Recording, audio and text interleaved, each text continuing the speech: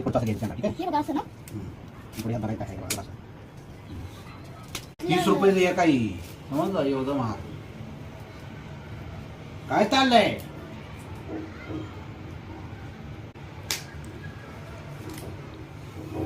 मित्रांनो ही आहे करडईची भाजी.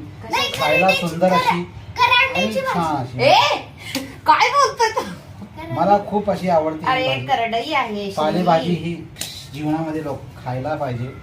तर तुम्ही पाहू शकता छान असा भाजी आणि निवडण्याचा भाजी निवडण्याचा माहोल बनलेला आहे इथे.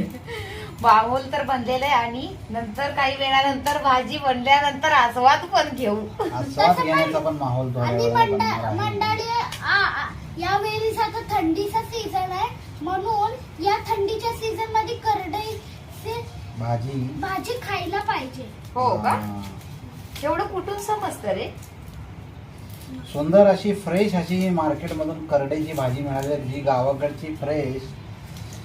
तुम्ही ते पण उगवली आली हे शेतामध्ये. मनसोक्त असा आनंद घेऊ शकता या श्री, करडईच्या तुला गावच्या भाजीचा. भाज्या खायला आवडतात का? इकडं काय बनतंय असं काय आवडतं खायला सांग? मला गावच्या भाज्या खायला आवडतं. तिकडचे हे टेस्टी मस्तपैकी ज्वारीची भाकरी आणि करडईची भाजी. मी कुठं आहे?